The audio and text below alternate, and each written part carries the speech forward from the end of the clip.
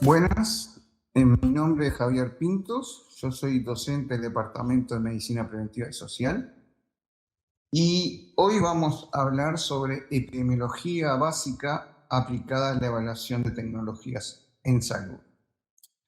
Sobre todo vamos a hablar de conceptos de epidemiología. No vamos a ver epidemiología aplicada a la metodología, sino sobre todo los conceptos.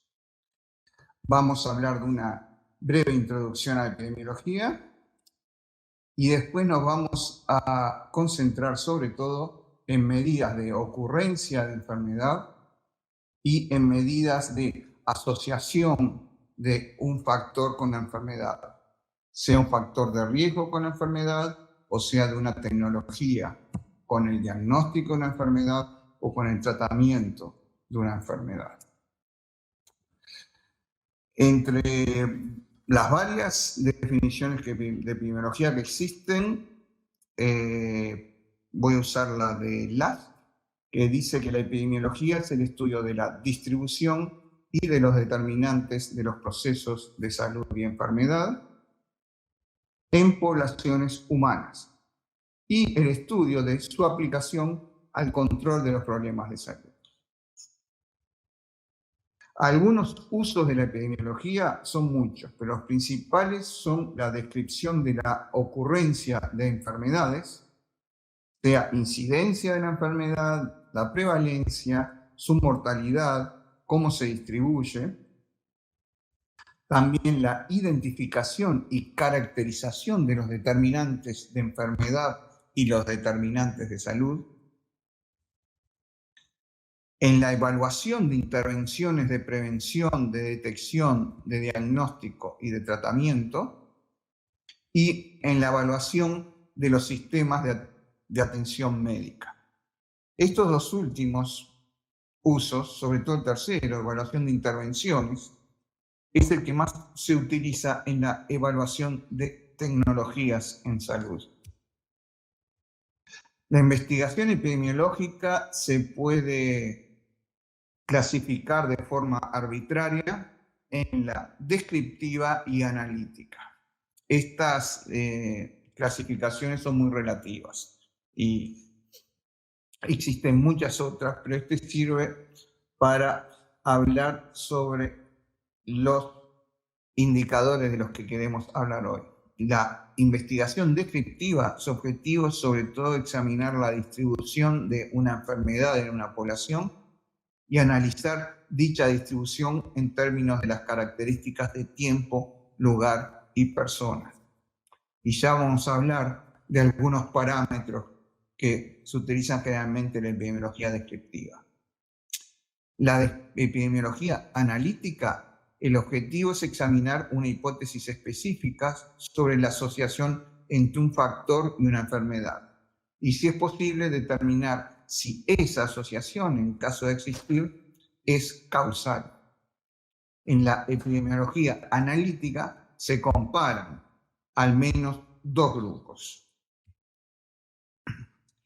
Las medidas de ocurrencia de la enfermedad se utilizan sobre todo en la epidemiología descriptiva para caracterizar cuantitativamente la aparición de enfermedades, la aparición de muerte, casos de muertes u otros eventos. Lo más simple es la frecuencia absoluta, que es el resultado de una enumeración. Por ejemplo, la frecuencia de diabetes en Montevideo puede ser de aproximadamente 127.000 casos, en Maldonado de 15.000. Y las frecuencias relativas siempre son relativas a un estándar o una población total. Por ejemplo, el 9% de los habitantes de Montevideo o el 8% de los habitantes de Maldonado padecen diabetes. En epidemiología, las medidas más frecuentes de ocurrencia utilizadas no son las únicas, pero son las más frecuentes, son la incidencia, la prevalencia y el riesgo. ponemos incidencia acumulativa también, ya vamos a ver, porque tiene una gran relación con riesgo. Estas medidas de ocurrencia, de incidencia y prevalencia, son generalmente, se encuentran en la introducción a todo informe de tecnología. Cuando uno quiere caracterizar una enfermedad y quiere caracterizar la magnitud del problema, usamos medidas de ocurrencia de enfermedad. La incidencia refiere a nuevos casos de enfermedad durante un periodo determinado de tiempo. Y voy a insistir 1000 veces con esto. La incidencia tiene factor tiempo, es un componente de la tasa de incidencia. Mientras que la prevalencia son los casos que existen en un momento dado. Es una fotografía, la prevalencia es una fotografía y se refiere a la existencia de enfermedad en un punto específico de tiempo. La prevalencia es el número total de personas con una enfermedad dada en un momento dado. Por ejemplo, T0, cuento en el tiempo T0 cuántas personas tienen esa enfermedad como porcentaje del total.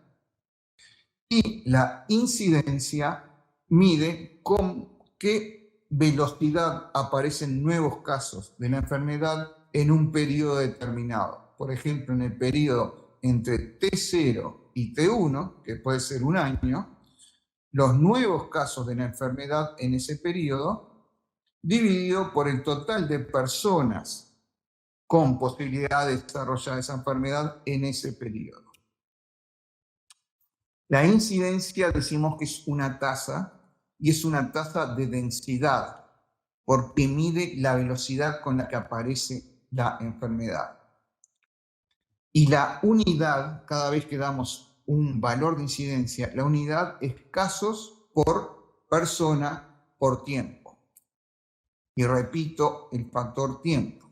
Por ejemplo, la incidencia de cáncer de mama en Uruguay es de aproximadamente 70 por 100.000 mujeres por año, lo que es lo mismo que decir 70 por 100.000 mujeres año. La incidencia de infarto de miocardio es aproximadamente 274.000 por 100.000 personas años, lo que quiere decir que de cada 100.000 personas, en un año 274 van a desarrollar infarto de miocardio. La tasa de natalidad también es una tasa de incidencia y la medimos por 1000 personas y decimos que, por ejemplo, es 14 por 1000. No decimos el tiempo, pero está implícito que en la tasa de natalidad siempre nos referimos a un año, 14 por 1000 por año. La tasa de prevalencia es una proporción y como a toda proporción, el rango es de 0 a 1 o que es lo mismo de 0 a 100%. Es una proporción porque el numerador está incluido en el denominador y como tal no tiene unidad de medida, no tiene unidad. Por ejemplo, la prevalencia de diabetes en el Uruguay en mayores de 18 años es 12%. 12% es una proporción del total de la población en un momento dado. Otro ejemplo de prevalencia es en los mayores de 50 años, estimo que 25% de ellos son hipertensos. Otra, la prevalencia no solo se refiere a enfermedades, también se puede referir a características de la población, incluyendo factores de riesgo. Por ejemplo, puedo decir que la prevalencia de tabaquismo en 1990 era de aproximadamente 40%, mientras que en el año 2017 era de aproximadamente 20%. Estas medidas de incidencia y prevalencia, yo voy a usar la que más sirva a mis objetivos. Por ejemplo, las medidas de incidencia son útiles en estudios etiológicos, cuando busco causa de enfermedad. También en algunos estudios pronósticos y en algunos tipos de intervenciones. Las medidas de prevalencia son muy útiles para la planificación de la asistencia médica y en salud pública. Y también se utiliza prevalencia en estudios etiológicos cuando es muy difícil determinar el comienzo de la enfermedad. Por ejemplo, artrosis o diabetes son enfermedades en las que es muy difícil determinar en qué momento preciso empieza. Generalmente, por eso utilizamos medidas de prevalencia y no de incidencia. La relación entre prevalencia e incidencia son proporcionales. Obviamente, cuanto mayor es la incidencia de una enfermedad, mayor va a ser la prevalencia. La prevalencia es proporcional a la incidencia y a la duración media de esa enfermedad. Es más, en lo que se considera un estado de equilibrio, cuando la incidencia es relativamente constante y la duración media de la enfermedad también es constante, podemos decir que el odds de la prevalencia es igual a la incidencia por duración media. Odds de prevalencia se define a la prevalencia dividido por 1 menos prevalencia, por el complemento de la prevalencia. Otras medidas de ocurrencia que vemos también en informes de tecnologías es el riesgo y la incidencia acumulativa. El riesgo es una probabilidad y se define con la probabilidad de que un individuo cambie su estado de salud en un periodo de tiempo dado. Acá también, para hablar de riesgo, tenemos que introducir el factor tiempo. Un ejemplo de riesgo es, por ejemplo, riesgo de infarto a miocardio en los próximos 5 años para fumadores de 50 a 60 años de edad, para individuos de 50 a 60 que fuman. Utilizo el factor tiempo, tengo que determinar, por ejemplo, riesgo en los próximos 5 años. Otro ejemplo es riesgo de recurrencia de cáncer de mama en mujeres diagnosticadas en estadio 1A y tratadas solo con lampectomía, riesgo de recurrencia en los próximos 2 años. Para cómo se calcula el riesgo. El riesgo es una estimación para individuos, pero se calcula estimando la incidencia acumulativa. Y la incidencia acumulativa es una medida que se da, que refiere a la población, mientras que el riesgo refiere a individuos. Cuando hablo de riesgo, generalmente me refiero a individuos. Cuando hablo de incidencia acumulativa, me refiero a poblaciones. Pero el riesgo para los individuos se estima calculando la incidencia acumulativa para esa población. ¿Cómo se calcula la incidencia acumulativa? La incidencia acumulativa es el número de nuevos casos en un periodo determinado de tiempo dividido por el número de personas en riesgo al comienzo de ese periodo. El numerador es nuevos casos y el denominador consiste en todos los individuos en riesgo al comienzo del periodo de seguimiento. Y utilizamos el factor tiempo. Por ejemplo, riesgo en 1 año, en 5 años, o en 10, o en 6 meses. La incidencia acumulativa es una proporción entre 0 a 1. Y se puede calcular multiplicando por un factor por 100 o por 1000 para facilitar la interpretación. Por ejemplo, un ejemplo hipotético de incidencia acumulativa es: de cada 1000 mujeres que cumplen 60 años de edad, un total de 20 van a desarrollar infarto de miocardio en los próximos 5 años. Entonces yo digo que la incidencia acumulativa en los próximos 5 años es 20 dividido por 1000, que es igual a 2%. De igual manera, puedo decir que para las mujeres de 60 años, el riesgo de desarrollar un infarto miocardio en los siguientes 5 años es 2%, porque según las estimaciones que he hecho, de cada 100 mujeres, 2 van a desarrollar un infarto de miocardio en los 5 años siguientes. Las diferencias entre incidencia acumulativa e incidencia de densidad, cuando hablamos de incidencia de una enfermedad en general, la incidencia acumulativa es una proporción, va entre 0 a 1, mientras que la incidencia, la tasa de incidencia densidad, su rango es entre 0 e infinito. La incidencia acumulativa no tiene unidades, la incidencia densidad, su unidad es el inverso de persona-tiempo, es casos por cantidad de personas en determinado tiempo. La incidencia cumulativa me estima la probabilidad de adquirir la enfermedad en un periodo dado, mientras que la tasa de incidencia de densidad se refiere a la velocidad con que una población, con que aparece la enfermedad en una población.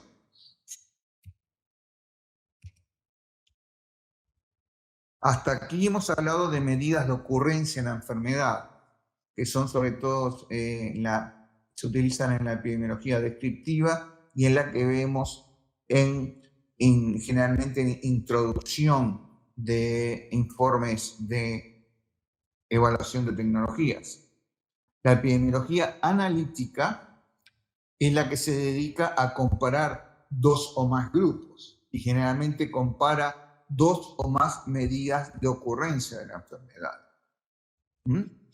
Es la mayoría de los resultados que vemos en ensayos clínicos o en revisiones sistemáticas, que son materia prima para muchos informes de evaluación de tecnología. En los resultados vemos técnicas de epidemiología analítica, comparando 2 o más grupos. Por ejemplo, cáncer de pulmón en fumadores comparado con incidencia de cáncer de pulmón en no fumadores. Otro ejemplo es el riesgo de infarto de miocardio en hipertensos que reciben tratamiento A comparado con hipertensos que reciben tratamiento B. Las medidas de asociación o de efecto se utilizan para determinar la fuerza de relación entre una exposición y la enfermedad, o lo que es también fuerza de asociación entre un factor y un efecto, sobre todo cuando queremos medir el efecto de una intervención, utilizamos este tipo de medidas de asociación. Las medidas de asociación pueden ser absolutas, que generalmente son diferencias de tasas, o relativas, lo que se denomina generalmente razón o ratio o ratio en inglés, ratio pronunciado en castellano. Las medidas absolutas son diferencias y cuando vimos que la ocurrencia de la enfermedad podemos usar prevalencia, riesgo o tasas de incidencia, lo mismo en la diferencia, podemos hacer diferencias de prevalencias, que es igual a diferencia de prevalencia en expuestos menos en prevalencia en no expuestos, diferencia de riesgos, por ejemplo, riesgo de desarrollar una enfermedad en expuestos menos el riesgo en no expuestos, por ejemplo acá, riesgo de desarrollar infarto de miocardio en personas expuestas a la hipertensión no controlada comparado con personas no hipertensas o normotensas. También diferencia de tasa de incidencia. Incidencia de una enfermedad en expuestos menos la diferencia en expuestos. Por ejemplo, la incidencia de cáncer de pulmón en fumadores menos la incidencia de cáncer de pulmón en no fumadores. La diferencia de riesgos y la diferencia de tasas otorga una idea de la importancia en salud pública que tiene ese factor y de la asociación entre factor y la enfermedad. Es más, si la asociación, si se determina que la asociación entre un factor y la enfermedad es causal, entonces la diferencia de tasas es la magnitud de enfermedad que se puede atribuir a ese factor. La diferencia de riesgo y la diferencia de tasas también se pueden encontrar en la literatura denominadas exceso de riesgos. La interpretación de las diferencias es simple, lo pongo como obviedad. Una diferencia de riesgos, dijimos que es el riesgo en expuestos menos el riesgo no expuestos. Una diferencia de riesgo igual a 0 significa que no hay asociación entre factor y la enfermedad. Una diferencia de riesgo mayor a 0 significa un riesgo aumentado en los expuestos a ese factor, y una diferencia de riesgo menor a 0 significa un riesgo disminuido en los expuestos a ese factor. La razón o el ratio o cociente de medidas de ocurrencia. De la misma manera tenemos prevalencia, riesgo y tasas de incidencia. Vamos a tener razón de prevalencia, que es la razón de dos proporciones, por ejemplo, prevalencia en expuestos dividido por prevalencia en no expuestos. Este tipo de medida de asociación es muy poco frecuente. Las más comunes son razón de riesgos o riesgo relativo, que mide el riesgo de desarrollar una enfermedad en expuestos, dividido por el riesgo de desarrollarla en no expuestos, y la razón de tasas de incidencia, que mide la incidencia de desarrollar la enfermedad en expuestos, dividido por la incidencia en no expuestos. La razón o el ratio es una medida relativa y mide la magnitud de asociación entre exposición y enfermedad. Es una medida de efecto relativa porque siempre existe un grupo de referencia, sea explícito o no. Siempre hay comparación entre un grupo y otro, generalmente entre un grupo expuesto y otro no expuesto. Cuando digo que el riesgo de desarrollar cáncer de pulmón, el riesgo relativo de desarrollar cáncer de pulmón en fumadores es de 10, estoy diciendo que en los fumadores hay 10 casos que aparecen de cáncer de pulmón en fumadores por cada un caso que aparecen no fumadores. El grupo de referencia, en este caso no fumadores, está implícito. Y acá tenemos que aclarar la terminología, porque hemos hablado de riesgo, de prevalencia, de incidencia para medidas de ocurrencia, y para medidas de asociación también tenemos razón de riesgo, que mide riesgo relativo, que también se puede conocer como razón, en algunos casos se puede decir razón de incidencia acumulativa. La razón de incidencia, que mide la incidencia en expuestos dividida en no expuestos, también puede ser conocido como razón de tasas, y el odds ratio o el ratio de odds. Estas medidas, razón de riesgo o riesgo relativo, razón de tasa de incidencia y el odds ratio o odds ratio, no son exactamente lo mismo, miden cosas un poco diferentes, pero generalmente en la bibliografía y en los informes de tecnología se utiliza el término riesgo relativo para referirse de manera general a todo este tipo de medidas. Se puede encontrar también el odds ratio, pero se puede referir a él como riesgo relativo. En general, de ahora más, vamos a referirnos como riesgo relativo. Y este riesgo relativo puede ser o un riesgo relativo específicamente o puede referirse a una razón de tasas o a un odds ratio. La interpretación del riesgo relativo, el riesgo relativo es el riesgo no expuesto dividido en no expuestos. Un riesgo relativo de 1 significa que no hay asociación entre un factor y la enfermedad.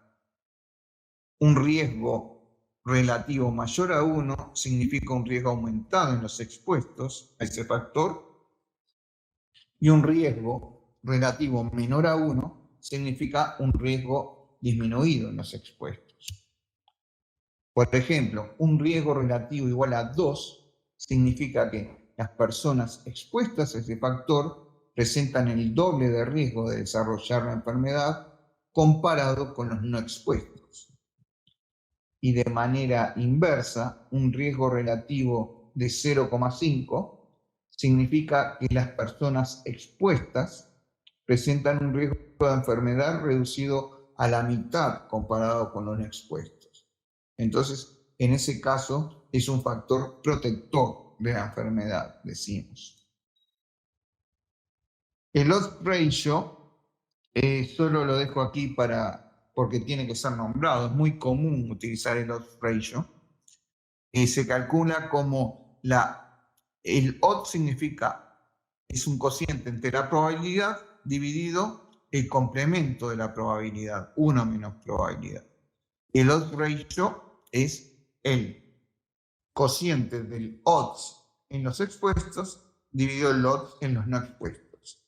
Pero como ya fue dicho, esta medida, odds ratio, generalmente es muy parecida al riesgo relativo. Y podemos decirle indistintamente odds ratio o riesgo relativo a estas medidas. Y ahora quiero focalizarme en las dos medidas de asociación que vimos, absoluta y relativa. Las absolutas son las diferencias y las relativas son los ratios, los ratios. Por ejemplo, estos son todos datos hipotéticos. Riesgo de infarto de miocardio en personas mayores de 50 años. Si tengo, también hipotético, que las personas que consumen una cardioaspirina diaria tienen de promedio una incidencia de 200 por 100.000 por año, mientras que las personas que no consumen cardioaspirina diariamente tienen una incidencia de 300 por 100.000 por año, la diferencia de tasas, o sea, la diferencia es incidencia en expuestos menos incidencia en expuestos, es de 100 casos por 100.000 por año. Mientras que el ratio de tasas o el riesgo relativo es de 200 dividido 300, es 0,66. En este caso, la cardioaspirina, en este ejemplo teórico, estoy diciendo que es protectora de la enfermedad. Y ahora voy a insistir con esto de las medidas absolutas y relativas, en diferencia de riesgo y riesgo relativo, porque en muchos artículos tenemos que tratar de buscar cuál es el parámetro que más nos sirve para nuestros objetivos. Generalmente, cuando queremos evaluar en tecnologías alguna intervención, las medidas absolutas son mucho más relevantes e informativas que las medidas relativas. Y vamos a ver este ejemplo para ver si se clarifica este concepto que quiero transmitir. Por ejemplo, si queremos ver en un programa mamografía, diagnóstico precoz y tratamiento de cáncer de mama en mujeres en 60 a 69 años. Y estos son datos hipotéticos. Por ejemplo, de cada 1000 mujeres que se realizan una mamografía anualmente, en esta corte voy a tener 10 muertes por cáncer de mama en los próximos 10 años. Lo comparo con 1000 mujeres que no se realizaron una mamografía y encuentro que este grupo de mujeres se van a presentar 20 muertes por cáncer de mama en los próximos 10 años. La diferencia de riesgo, si tenemos la diferencia de riesgo, sería 20 menos 10. La diferencia es de 10 por cada 1000 mujeres. 10 por 1000 es lo mismo a 1%.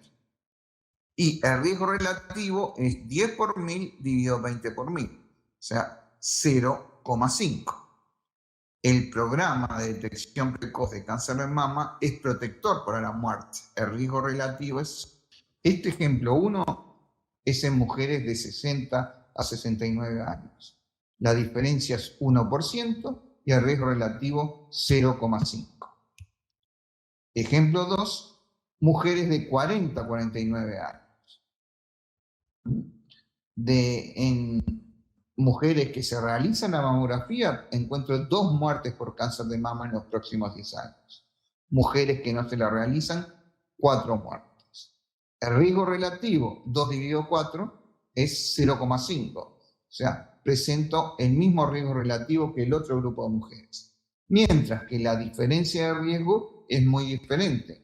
Acá es 0,2%, mientras que en el otro grupo era de 1%.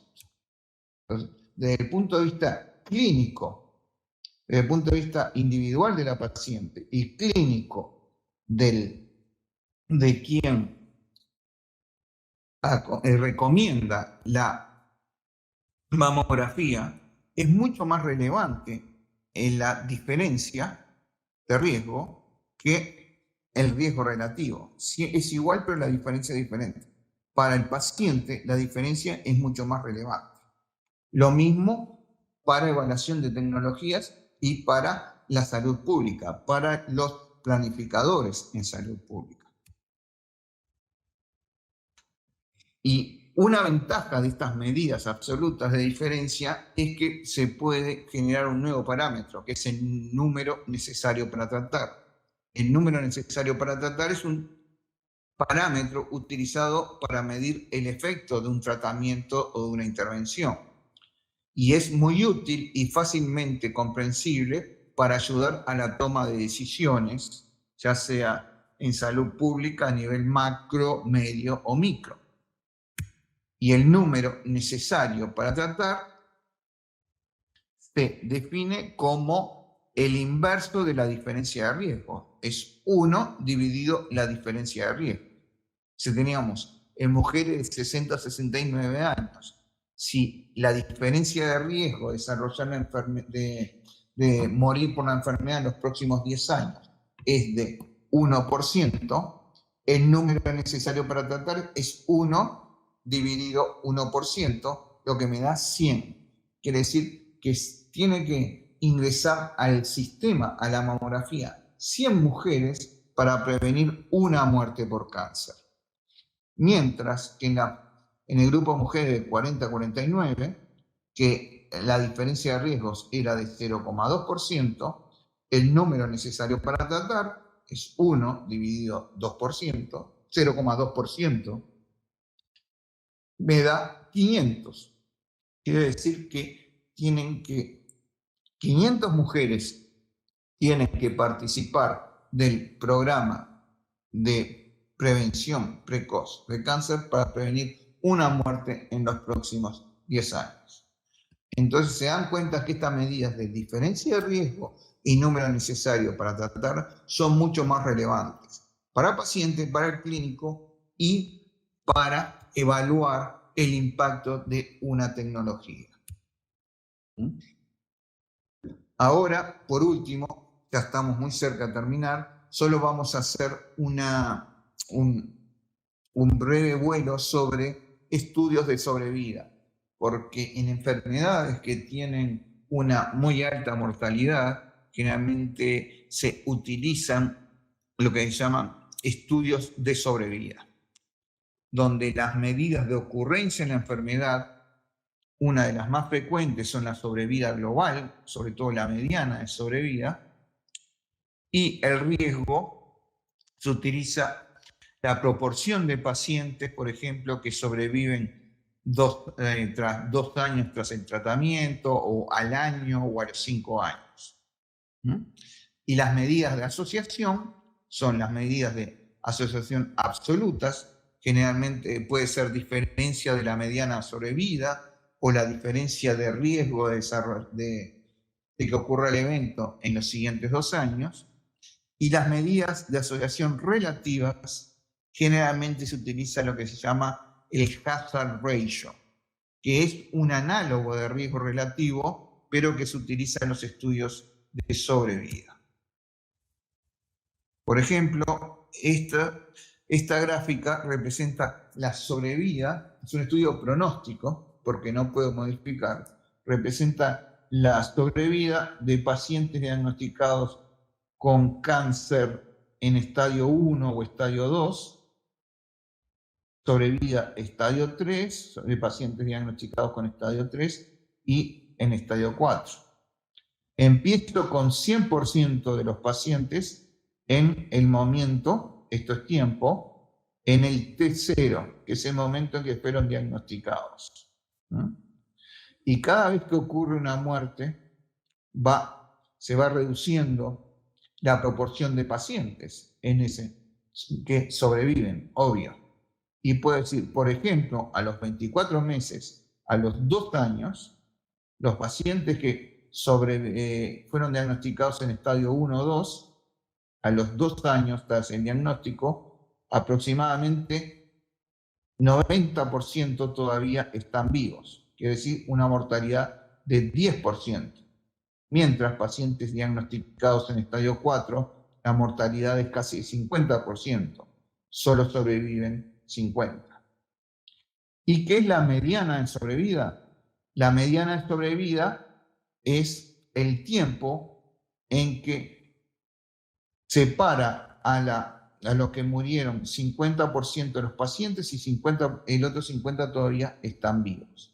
Por ejemplo, el 50% tengo que la mediana de sobrevida en pacientes en estadio 4 es de casi 24 meses, mientras que en pacientes en estadio 3 es casi 72 meses, o sea, casi 6 años, y en los pacientes en estadio 1 y estadio 2 es de 12 años. Recién a 12 años tras el diagnóstico murieron por la enfermedad 50% de los pacientes.